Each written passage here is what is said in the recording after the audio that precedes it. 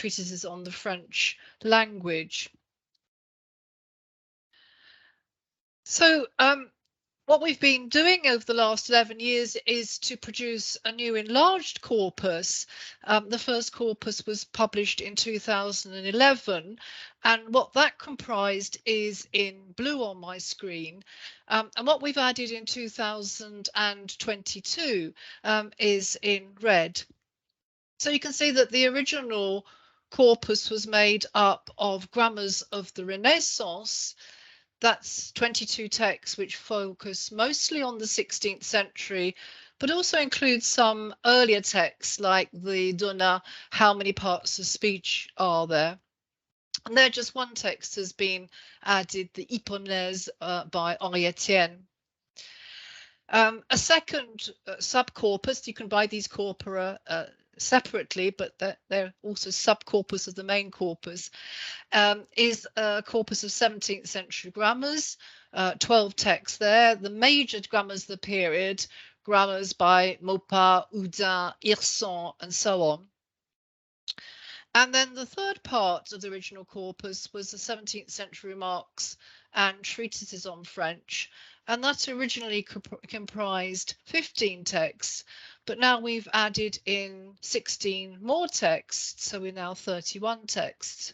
And what we've done is to add in some more classic examples of the genre, but also different types of texts. We've discovered some texts which illustrate what I might think of as the prehistory of the genre. A text by, for example, Wapi in 1634. And there are also texts for particular audiences, such as for foreigners. And then two new corpora have been created, a corpus of 18th century grammars. There are 31 grammars there. And the decision was taken actually to stop more or less around the Revolution.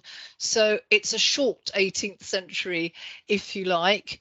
And then an 18th corpus of 18th century remarks and treatises in French, 13 texts which show the development of this genre in the 18th century. I should say that I'm going to perhaps particularly focus on the remarks and observations side of the corpus, because that's what I've been responsible for. But I'm delighted that Bernard Colombat, who's been responsible particularly for in the new corpus of the 18th century grammars, is also here, and he'll be able to answer any questions that you might have about that part of the corpus.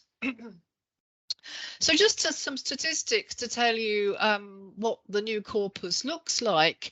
The original corpus in 2011 had 48 texts. It was about 3.3 million words, 15,000 pages of text. The new version now has 109 texts, about 7.5 million words and 37,000 pages of text. So you can see that its size has, in fact, more than doubled. Now, of course, when you're putting together a corpus like this, one of the interesting things is what you do and don't include, and that is not always straightforward. The corpus is not exhaustive. It couldn't be exhaustive. There are, I imagine, many libraries across Europe and indeed the world which have grammars of French which we don't know about. But it is intended to be representative and to include all the canonical texts, as well as some more interesting examples.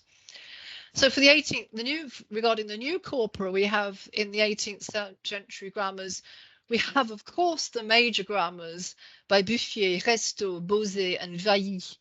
But we also have some more unfamiliar authors, a work by V. Malherbe. This is not the Malherbe of the 17th century of the Enfin Malherbe Vin fame. We don't even know his first name.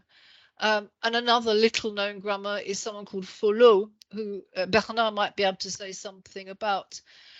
We also have fragments the remaining fragments of a grammar by Madame du Châtelet, which I find myself particularly exciting. I've published extensively on women and grammar.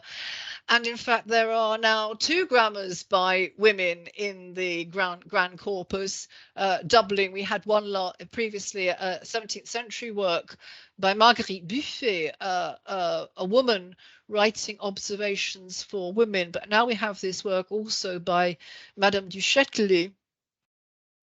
And then when we come to the 18th century remarks and treatises on French, again, we have what I should think of as classic texts.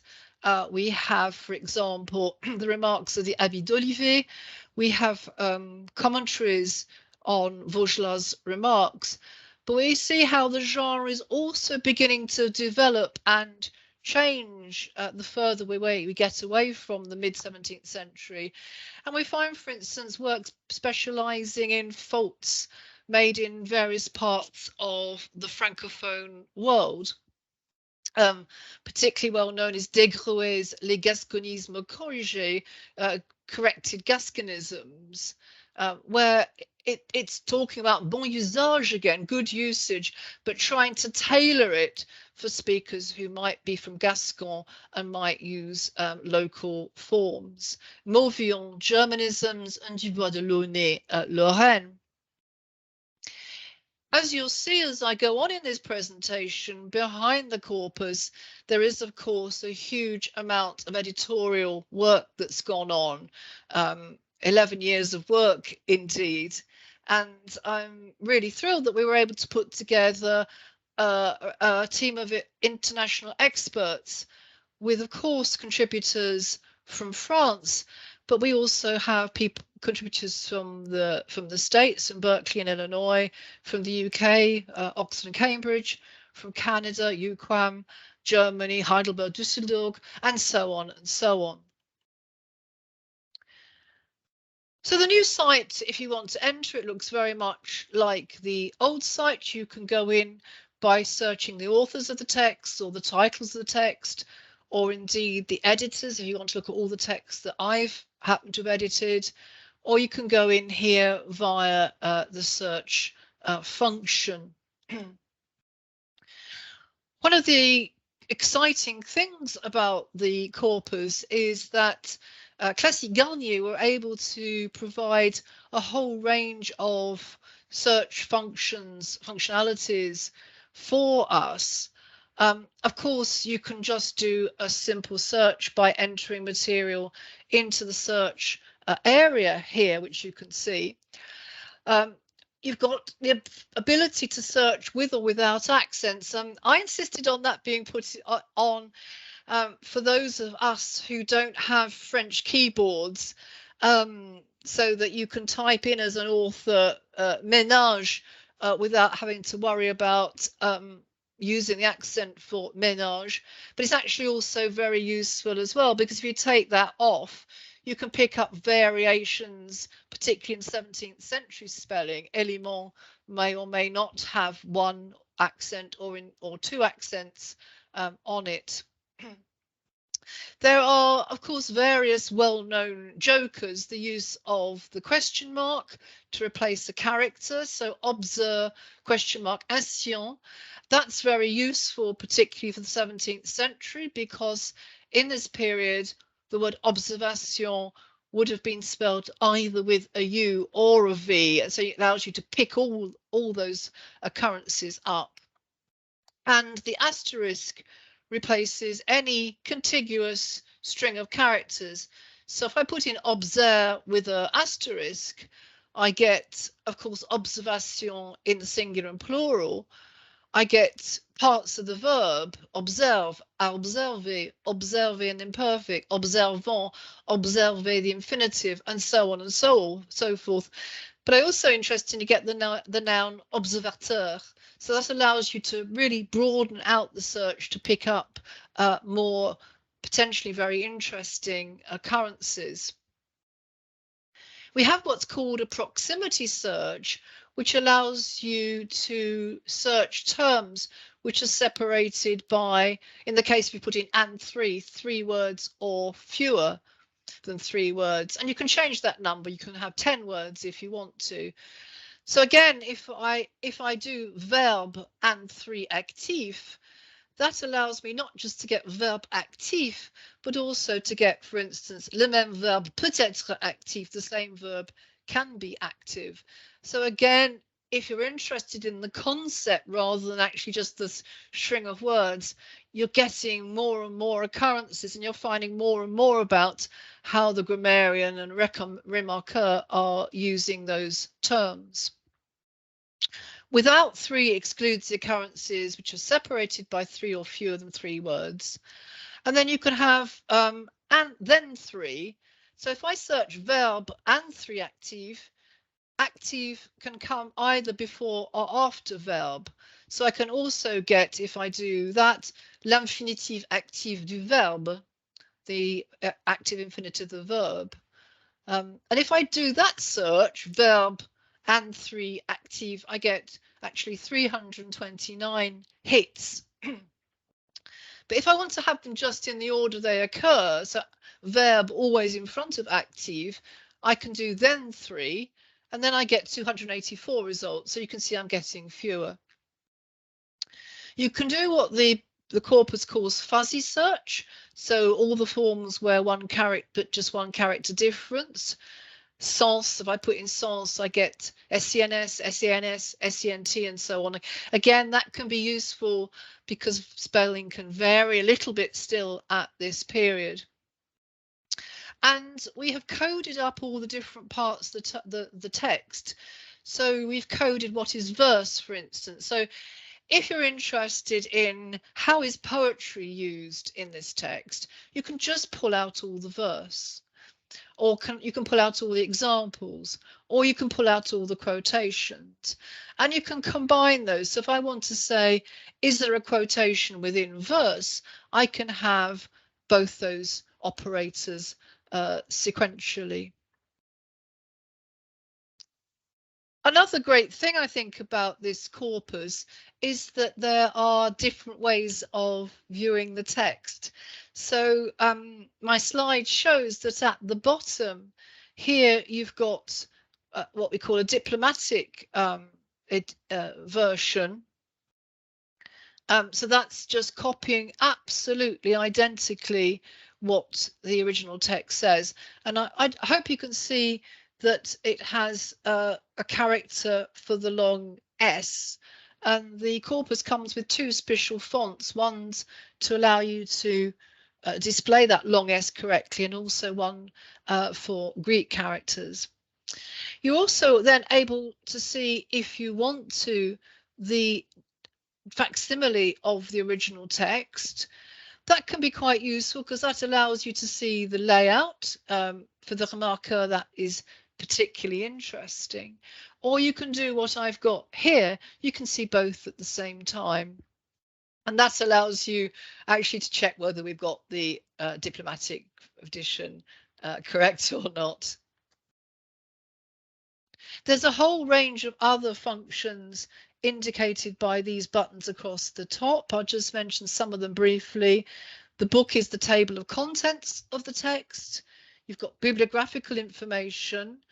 This one is interesting. That's the list of meta-language from the text. And that's a way of, again, of getting a sense of how the text functions. Now, of course, some of that meta-language will be very familiar. Verb, adjective, pronom, so the standard parts of speech. But other terms are not the same as today. One of the ones that I like that's interesting is the verb se manger, literally to be eaten. So what's that used for? If I put se mange with the question mark into the search, I get 66 results, and it shows me that it's used, for example, for elision of vowels. So for example, there is a discussion about whether you should say le 11e or l'onzième in French. And the Academy says that in the case of l'onzième, the E is eaten up. It's a nice use of the terminology. It's also used to indicate that consonants aren't pronounced. For example, the final F of earth in certain contexts, in the plural and so on, is pronounced and so that consonant is eaten up. So it's a way of helping researchers get their way, navigate their way around the text. Now, I've been talking so far about simple searches, but there's a whole range of advanced searches which are available. And again, this has involved a whole years and years actually of work of coding up all the authors and texts which are cited in the grammars and volumes of observations and remarks. And Bernard and I are extremely grateful to all our teams who have given their time willingly to produce this great corpus. So, for instance, all the authors that the grammatical text cite have been coded up according to whether they are mentioned as the source of an example, quotation, or opinion, whether they are cited just simply as authors, they're typically literary texts cited without an example, whether they're cited as grammatical authorities, whether that is a direct quotation or an opinion, or whether they're cited as historical or mythological figures. There are quite a few of those, and again, they were sometimes quite challenging to identify. And of course, the same person can appear in more than one category depending on the context. A nice example of this is Julius Caesar, who appears as in my category 2. He's mentioned as an author of the Gallic Wars. He's mentioned in my category 3 as the author of a grammatical work on analogy, which sadly hasn't survived. But he's also, of course, mentioned in my category 4 simply as a historical figure. And again, you can see from the statistics at the bottom that the number of authors has doubled. So take an example of category 1, that's gone up from 640 in 2011 to 1407 in 2022. The titles have also been classified, the titles of works cited by these grammars or volumes of observations and remarks. And again, we've made a distinction between whether the text comes with an example, quotation, or opinion, or whether it's just simply the title mentioned with no other material given. And the editorial work that has been done to bring together all the different ways, for example, a text has been cited, allows you to get at different versions of how the text is referred to. So if I give you the example of Jean Nicot's Trésor de la langue française, Nicot, of the famous nicotine, or infamous, perhaps I should say, nicotine, if you just put in trésor, you only get a fraction of the occurrences to that text, because very frequently that text is referred to as the Dictionnaire de Nicot, spelled either with one N or two N's. And we've pulled out all those different occurrences. We've made a thesaurus so that if you click on Nicot Trésor langue française, you get all those occurrences regardless of the form. So, and I'll give you another example. If you put Histoire romaine, Roman history, simply into the search box, do a simple search, you just get 9 results. If you put it into the index function, you get all the various ways the text is cited, and actually very often it's not cited by the main title, but by one of its subparts, which are lives of different Roman emperors. Then you get 25 results. So all that editorial work allows you a much richer view of the material that's in the text. And there was a further step, of course, that each thesaurus was created for each text, and then Bernard and I combined all those different thesauri to create one thesaurus, so that we had just one title for each text. And that was often a very long and painstaking task, because different authors had slightly different variations in the way they themselves had chosen, particularly the titles of the text. You can see the large increase there in titles, again in category 1, 1010, in now 2012. We've also categorized all the examples that are cited according to the language or the dialect that is used. And there's a long list, actually a surprisingly long list of these. Of course, unsurprisingly, the vast majority are French. I can see here French examples. And there are lots of Latin examples. There are a lot of ancient Greek examples. There are quite a lot of Italian examples because of the influence of Italian, particularly in 16th century France, English examples, and so on. But there are also some perhaps more exotic ones, I put that in inverted commas, such as Aragonese or Syrian or indeed Basque. One of the things we tried to also capture was what we've put here as phonetics. Now, of course, that is nothing like a modern IPA transcription. But what we tried to capture there is where the grammarian or remarqueur has given an indication of where the pronunciation differs from the spelling. So if we take the example of Bethlehem, what looks like Bethlehem heureuse, from the spelling, the grammarian there says no. He thinks you pronounce it with the liaison Bethlehem heureuse. So he's put an M in to show the liaison. And the citations are now nearly 300,000 of them. Quotations are similarly coded according to language and dialect. I won't go through that because that's simply straightforward. I want to finish by saying who might be interested in the corpus. I think there might be a feeling that a corpus of grammars might be rather a niche thing, but I want to try and point out that there are, I think, at least 3 groups of people whom this might interest.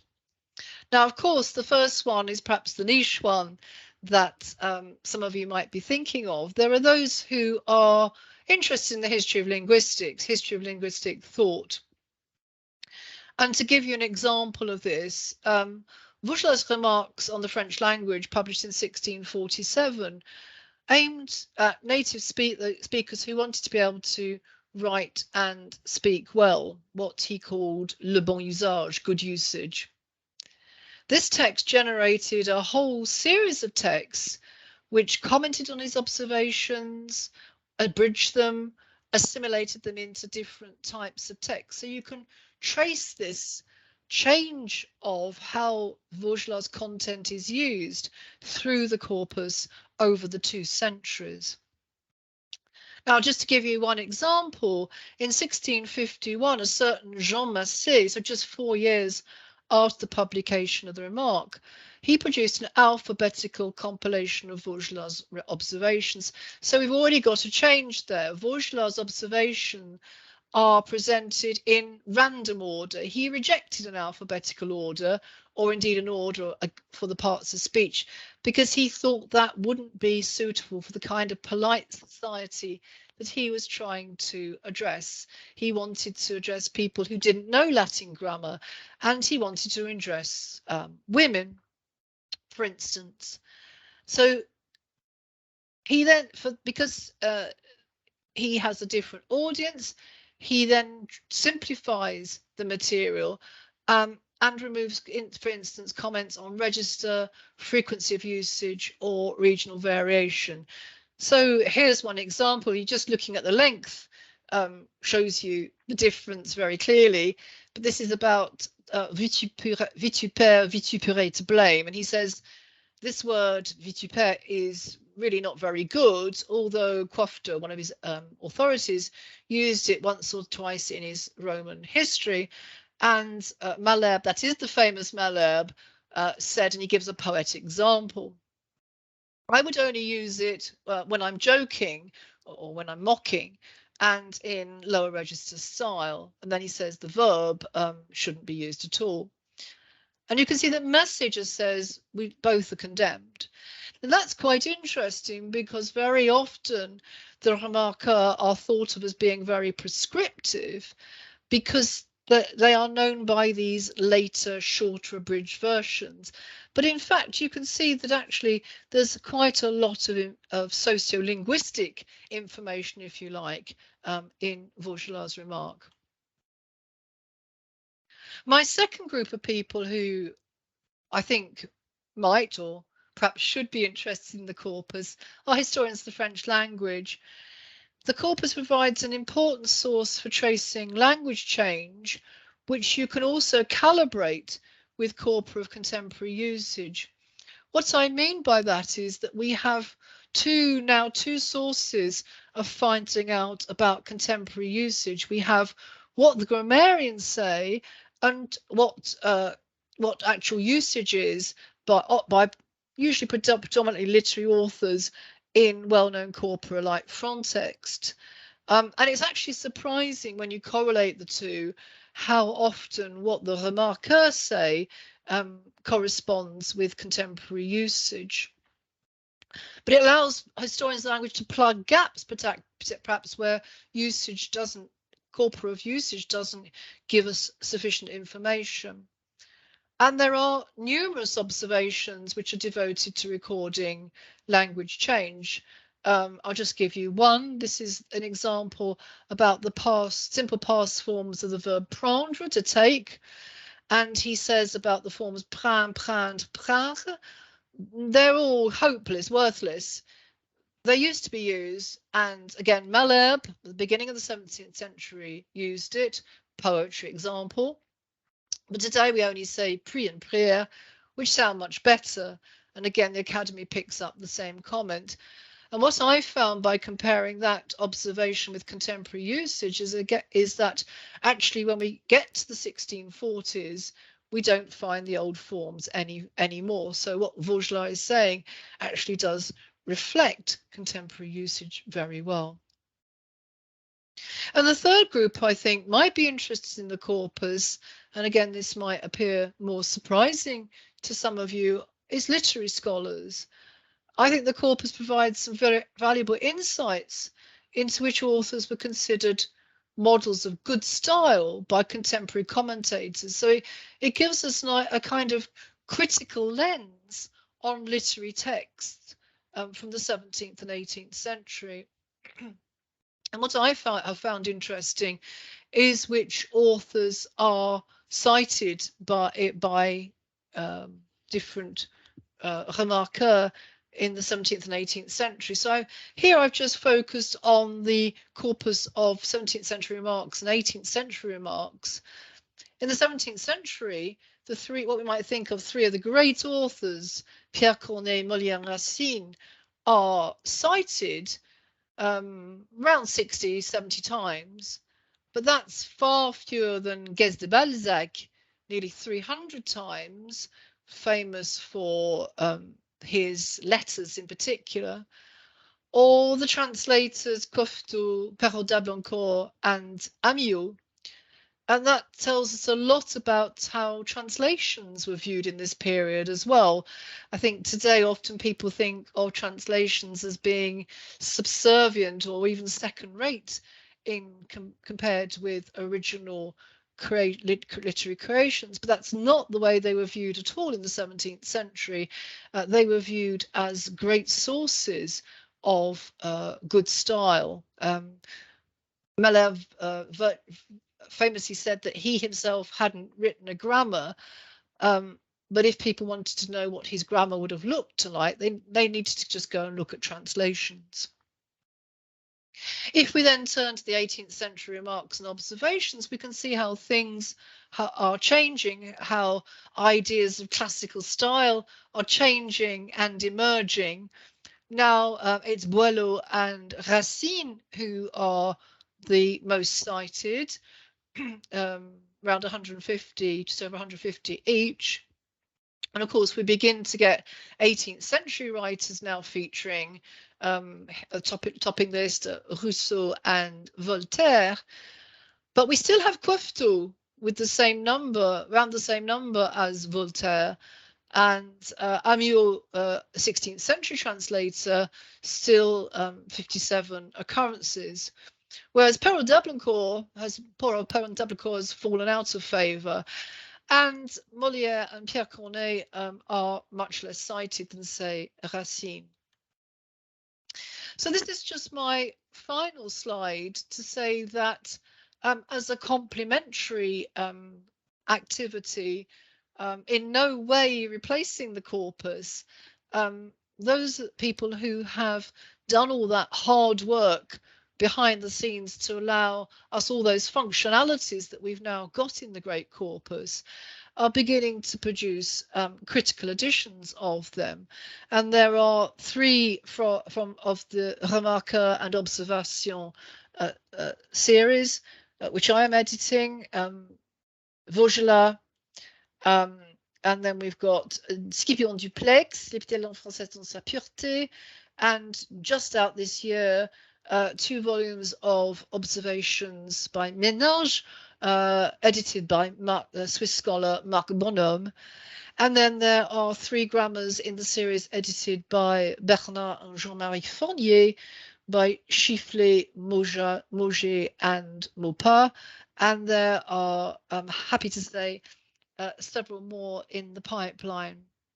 So I think I've spoken for about more than half an hour now, so I'm going to stop there. But just to say that please do contact us if you'd like to know more. If you want to know any more on the technical side, Madame Valco can help you there. Questions about subscription, tailoring a package, I think, to your particular needs can be discussed with her.